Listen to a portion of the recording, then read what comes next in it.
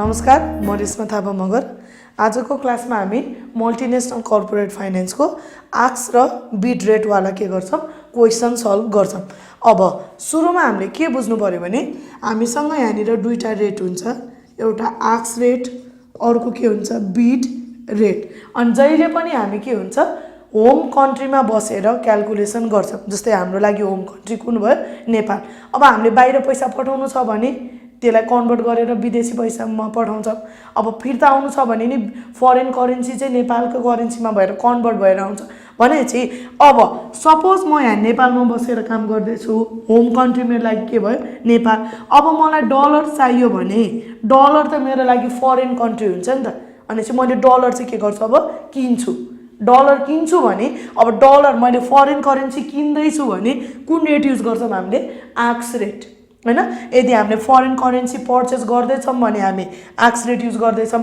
अब सपोज म नेपालमै बसेर काम गरिरहेको छु, मसँग डलर थियो भने म अब यसलाई साट्न जाँदा म केमा कन्भर्ट गर्छु नेपालीमा। अनि म त डलर के गर्दैछु बेच्दैछु भनेपछि बेच्दा अथवा सेल गर्दा युज गर्छौं भने त्यसलाई चाहिँ के भन्छ बिट रेट। यो चाहिँ याद गर्नु पर्यो। आक्स रेट र बिट रेटको केसमा यदि फरेन करेन्सी हामी किन्दैछौं भने अथवा लिँदैछौं भने पर्चेस गर्दैछौं भने कुन रेट युज गर्छौं आक्स रेट युज गर्दैछौं। यदि फरेन करेन्सी चाहिँ हामी बेच्दैछौं सेल गर्दैछौं बिक्री गर्दैछौं भने हामी कुन रेट युज गर्छौं बिट रेट हैन।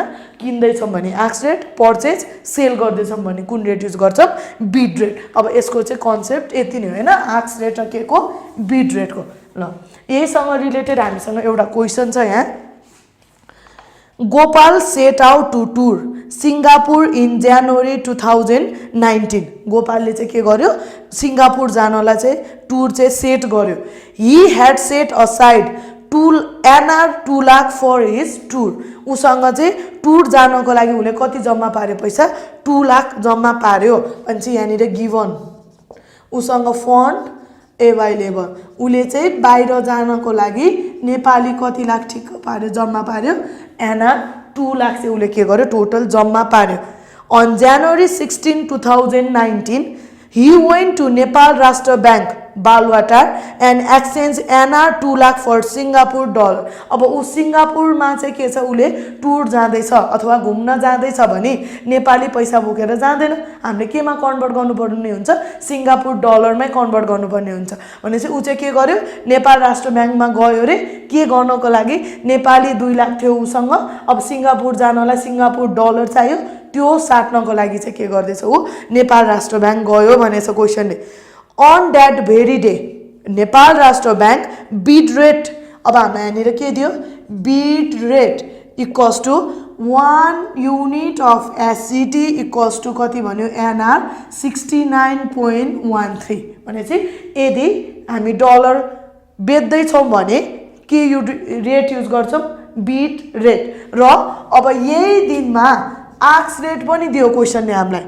अब त्यहाँनिर एन्ड इट्स आक्स रेट वाज एनआर कति 69.61 फर 1 युनिट अफ के भनेको छ एससीटी हैन। हामीलाई आक्स रेट पनि दिएको छ र अर्को कुन रेट पनि दिएको छ बिट रेट। र मैले अघि भर्खरै भनेको छु यदि मैले फरेन करेन्सी, अब हाम्रो लागि यहाँ फरेन करेन्सी कुन हुने भयो सिंगापुर डलर एसजीडी। सिंगापुर डलर चाहिँ मैले किन्दैछु भने मैले लिँदैछु भने म कुन रेट युज गर्छु आक्स रेट। यदि मैले सिंगापुर डलरलाई चाहिँ नेपालीमा कन्भर्ट गर्दैछु अथवा सिंगापुर डलर बेच्दैछु भने चाहिँ हामी कुन रेट युज गर्छौं बिट रेट हैन। आक्स रेट र बिट रेटको मिनिङ चाहिँ त्यो भयो। अब क्वेशनले further unluckily on January 22 he had to cancel his trip to Singapore for next couple of months। अब उले चाहिँ 2 लाख रुपैयाँ उसँग थियो, उले चाहिँ के गर्यो त्यहाँ नेपाल राष्ट्र बैंकमा गएर डलरमा साटेको थियो, तर उले चाहिँ उसको टुर के गर्नु पर्यो क्यान्सल गर्नु पर्यो। अब नेपालमा बसिरहने हो भने उलाई डलर काम छैन, त्यही भएर उले फेरि के गर्छ सिंगापुर डलरलाई केमा कन्भर्ट गर्छ नेपाली पैसामा। त्यहाँनिर के भनेछ so he again exchange SCT for NR at the same rate quoted on January 16। जनवरी 16 मा आक्स रेट र बिट रेट जति थियो त्यही रेट युज गरेर उले चाहिँ अब फेरि उले साटिसकेको सिंगापुर डलरलाई फेरि केमा कन्भर्ट गर्दैछ रे नेपाली रुपीमा कन्भर्ट गर्दैछ।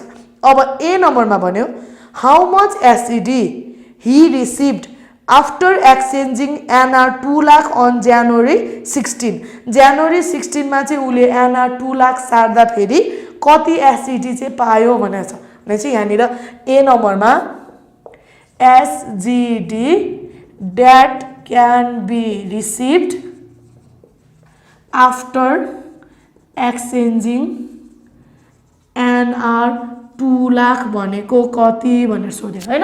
अब हामीलाई केलाई कन्भर्ट गर्नु छ नेपाली पैसामा लाई केमा कन्भर्ट गर्नु छ एसजिडी मा भनेपछि सिंगापुर डलर भनेको हाम्रो लागि फरेन करेन्सी भयो। फरेन करेन्सी चाहिँ हामीले के गर्दैछौँ किन्दै छौँ। अब किन्दै छौँ भने कुन रेट युज गर्छौँ हामी आक्स रेट। त्यही भएर के लेख्छौँ हामी एक line to purchase foreign currency we should use आक्स रेट। जहिले पनि फरेन करेन्सी किन्दै छौँ भने कुन रेट युज गर्छौँ हामी आक्स रेट। अब क्वेसनले हामीलाई क्लियरली भनेको छ एक एसजिडी बराबर एनआर 69.61 भनेपछि 2 लाख नेपाली पैसा बराबर कति भन्दा फेरि अब त्यसलाई के गर्नु पर्यो डिभाइड गर्नु पर्यो। त्यो भनेको SGD after exchanging NR 2 lakh equals to के गर्नु पर्यो 2 लाख डिभाइडेड बाई आक्स रेट हामीसँग कति छ 69.61 गर्दाखेरि हाम्रो डलरको कति भयो सिंगापुर डलर 2873.1504 हैन 2 लाख नेपाली पैसा साट्नु भनेको सिंगापुर डलर कति हुनु हो 2873.15 यो केमा कन्भर्ट भयो सिंगापुर डलरमा। यदि कन्फ्युज हुन्छ डिभाइड गर्ने कि मल्टिप्लाई गर्ने भने एकचोटी चेक गर्ने कि एनआर 69.13 भनेको 1 एसजिडी छ 1 एनआर भनेको के हुन्छ डिभाइड हुन जान्छ एसजिडी निकाल्नको लागि। अब 2 लाखलाई कन्भर्ट गर्नु छ भने के गर्ने 1 डिभाइड बाई 69.13 इन्टु के गर्ने 2 लाख हैन। यसरी सल्भ गरेर देखाउँदा नि भयो तर हामी गर्दा चाहिँ यसरी गर्छौँ झुकिन्छ भने एकचोटी चेक गरेर हेर्दा पनि हुन्छ। यो भयो नेपाली पैसालाई चाहिँ हामीले केमा कन्भर्ट गर्यौं सिंगापुर डलरमा कुन रेट युज गरेर आक्स रेट। किनभने फरेन करेन्सी किन्दै छौं भने जहिले पनि कुन रेट युज गर्छौं हामी आक्स रेट युज गर्छौं।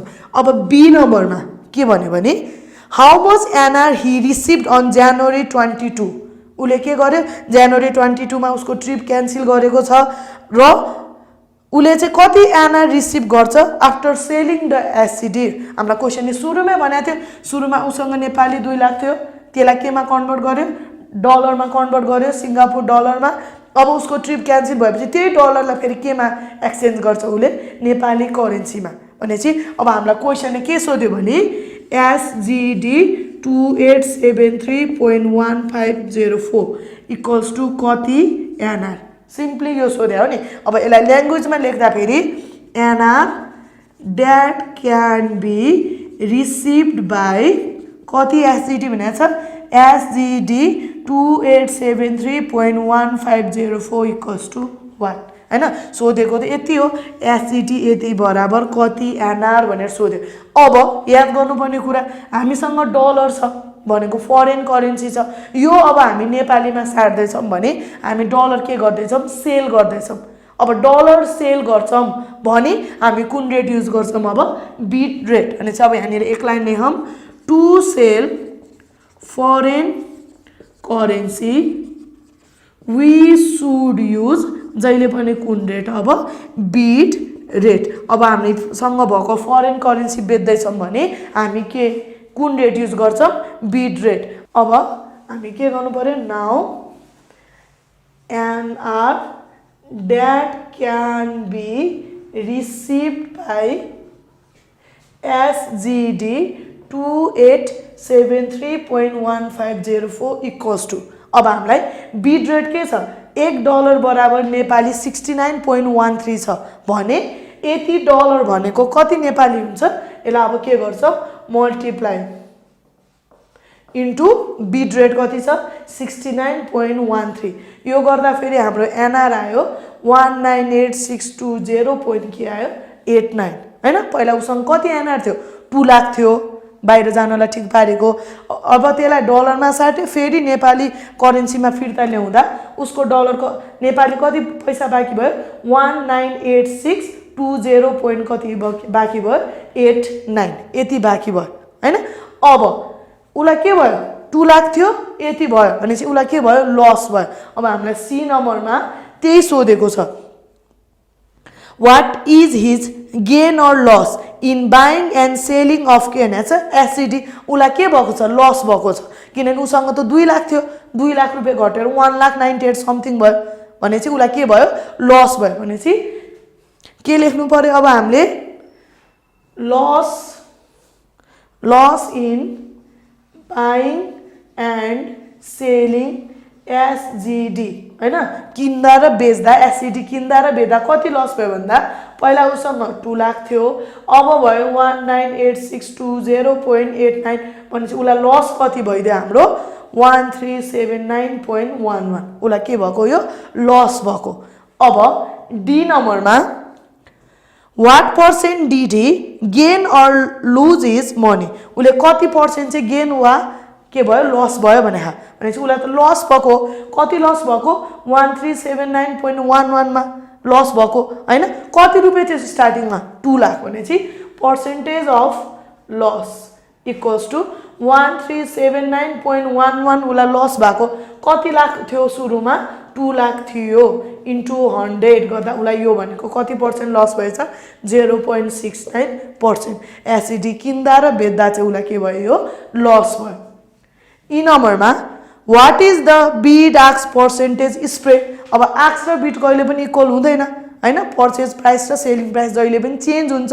अब आस्क र बिड स्प्रेड चाहिँ कति छ भन्यो भने अब यहाँनिर आस्क और बिड स्प्रेड यसको लागि चाहिँ हामीसँग फर्मुला के छ ask rate minus bid rate divided by ask rate into के गर्छौं 100 ask minus bid divide by किने गर्छौं आस्क।